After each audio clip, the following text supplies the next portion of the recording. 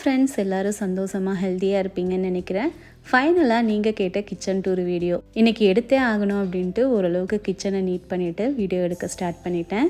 நம்ம வீட்டில் நம்ம most of the time spend பண்ணுற இடம்னு பார்த்திங்கன்னா அது கிச்சனாக தான் இருக்கும். ஸோ அந்த இடத்த நமக்கு பிடிச்ச மாதிரி வச்சுக்கணும் இல்லையா? அதனால நான் சின்ன சின்ன சேஞ்சஸ் ஏதாவது ஒன்று கிச்சனில் பண்ணிக்கிட்டே தான் இருப்பேன்.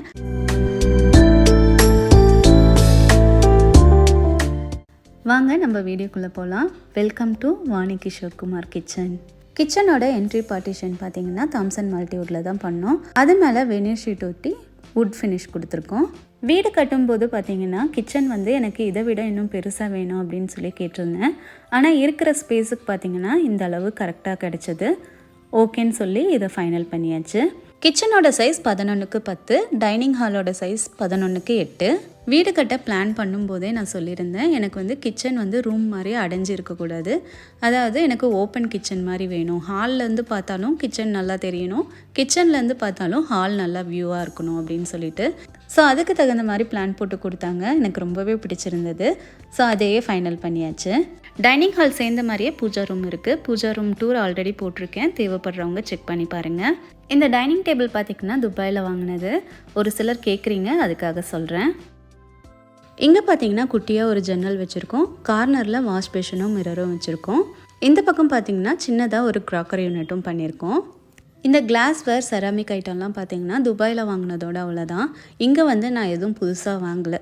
வாங்கினா எங்கே வைக்கிறதுன்னு தெரியல அப்படின்றதுக்காகவே எதையும் வாங்காமல் விட்டாச்சு. ஸோ இந்த இடத்துக்கு தகுந்த மாதிரி கொஞ்சம் அரேஞ்ச் பண்ணி வச்சுருக்கேன்.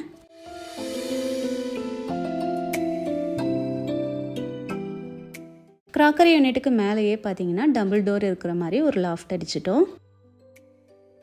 இந்த வீடு கட்டும்போது பார்த்திங்கன்னா எல்லாம் செலக்ட் பண்ணி கொடுத்ததோடு அவ்வளோதான். நாங்கள் துபாய் போயிட்டோம். துபாய் போனதுக்கப்புறம் எனக்கு மனசே இல்லை. மனசு பூரா இந்த வீட்டு மேலேயே தான் இருந்தது. ஆனால் இன்ஜினியரும் சரி, இன்டீரியரும் சரி, எது பண்ணாலுமே உடனே ஃபோட்டோ அனுப்பிடுவாங்க. இன்றைக்கி இது நடந்தது அப்படின்றது அதை பார்க்கும்போது தான் ஒரு திருப்தியே இருக்கும்.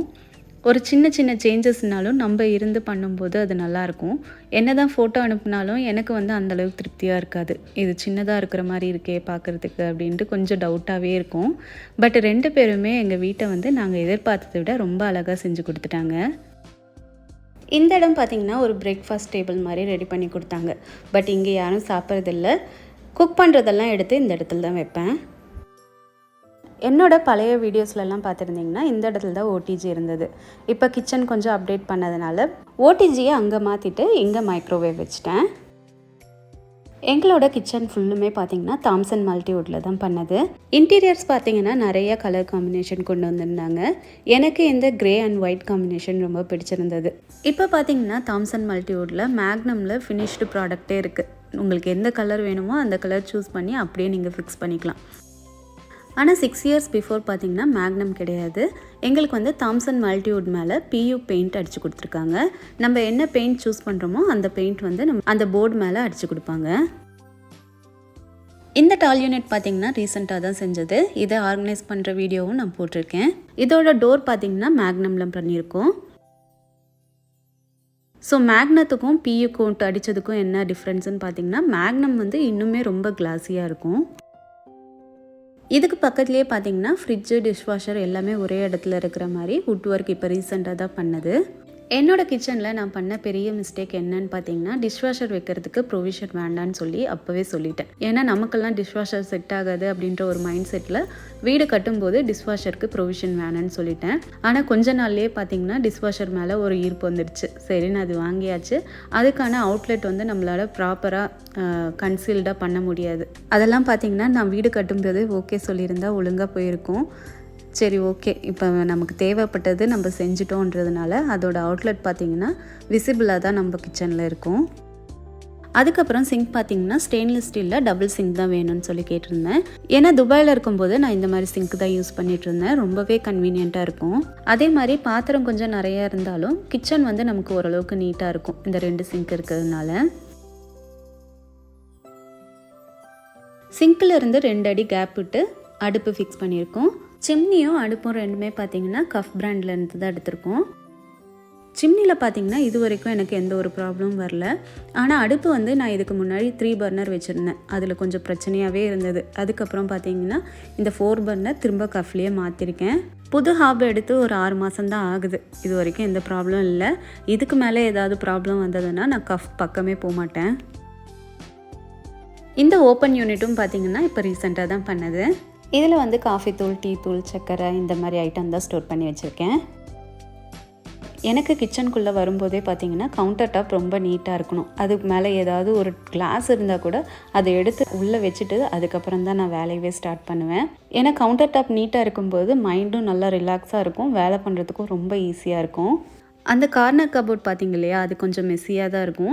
ஏன்னா அந்த இடத்துல வந்து எனக்கு கபோர்டு ஓப்பன் பண்ண முடியுமே தவிர அதில் இருக்கிற திங்ஸ் வந்து என்னால் ஈஸியாக எடுக்க முடியாது. கொஞ்சம் உட்காந்து உள்ளே கை விட்டு அந்த மாதிரி தான் எடுக்க முடியும். அதனால் அதை வந்து அந்த அளவுக்கு நான் ஆர்கனைஸ்டாக வச்சுக்கல. கொஞ்சம் ஏனோ தானோன்னு தான் இருக்கும். சிங்க்கு கீழே இருக்கிற கபோர்டில் பார்த்தீங்கன்னா ஒரு டோரில் வந்து டஸ்ட்பின் அட்டாச் பண்ணியிருக்காங்க. இது வந்து ஒரு நல்ல சிஸ்டம்னே சொல்லுவேன். ஏன்னா எவ்வளோ அழகான கிச்சனாக இருந்தாலும் சரி, வெளியே டஸ்ட்பின் இருந்தது அப்படின்னாக்கா கண்டிப்பாக அது ஒரு நல்ல லுக் தராது.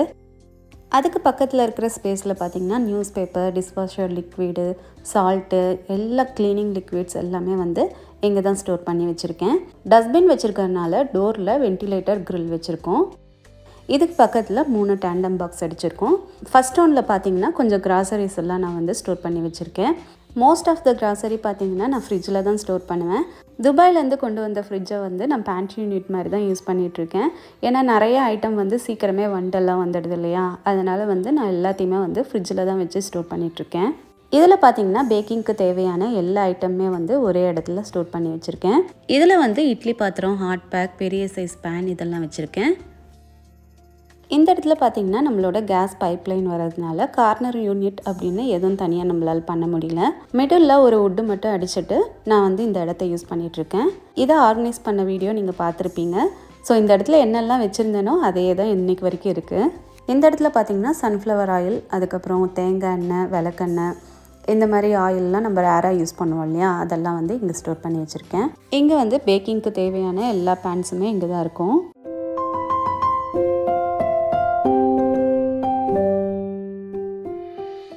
இங்கே வந்து பால் பாத்திரம், குழம்பு, ரசம் ஊற்றுறது, சின்ன சின்ன கப்ஸு எல்லாமே வந்து இங்கே தான் வச்சுருப்பேன். அதுக்கு கீழே பார்த்தீங்கன்னா ஸ்டோரேஜ் பாக்ஸ், ஃப்ரிட்ஜில் வைக்கிற மாதிரி, இல்லை யாருக்காவது ஏதாவது ஊற்றி கொடுக்கணும்னா அந்த மாதிரியான பாக்ஸஸ் எல்லாமே இங்கே வச்சுருக்கேன். கிச்சனில் போட்டிருக்கிற எல்லா அக்சசரிஸுமே எப்கோ பிராண்டுது.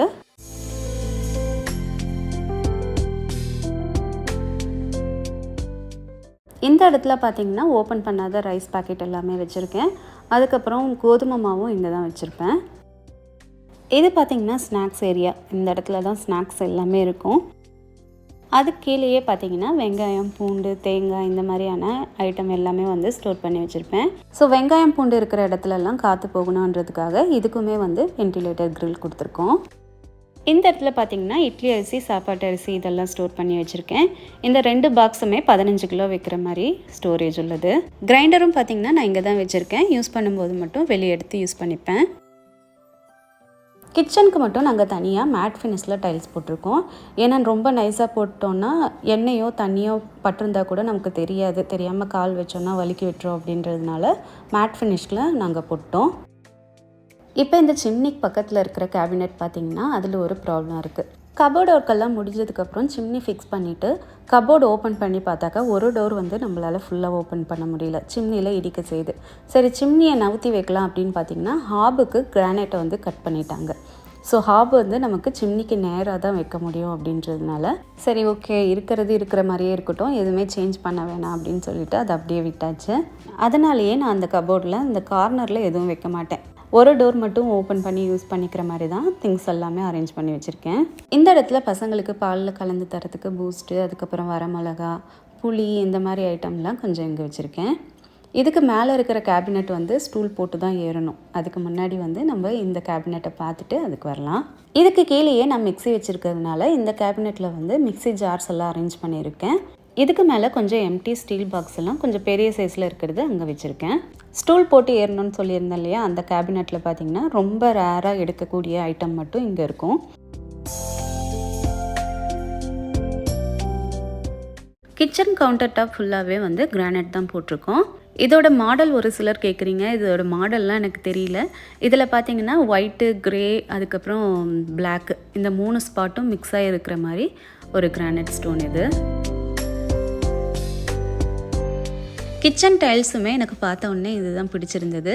ஸோ லைட் கலராக இருக்கணும் அப்படின்றது என்னோடய மைண்ட் செட்டில் வச்சு நான் சூஸ் பண்ணேன். நம்ம வீட்டுக்குன்னு சூஸ் பண்ணுற டைல்ஸ், அதுக்கப்புறம் பெயிண்ட்டு, இது எல்லாமே பார்த்திங்கன்னா கொஞ்சம் லைட் கலரில் போனீங்கன்னா வீடு நல்லா பிரைட்டாக இருக்கும். என்னால் முடிஞ்ச அளவுக்கு என்னோடய கிச்சனில் இருக்கிற ப்ளஸ் அண்ட் மைனஸ் ரெண்டுமே நான் உங்களுக்கு ஷேர் பண்ணியிருக்கிறேன். ஹோப் இந்த வீடியோ உங்கள் எல்லாருக்குமே பிடிச்சிருக்கும்னு நினைக்கிறேன். இதே மாதிரி இன்னொரு லாங் வீடியோவில் நெக்ஸ்ட் வீக் மீட் பண்ணலாம். பாய்.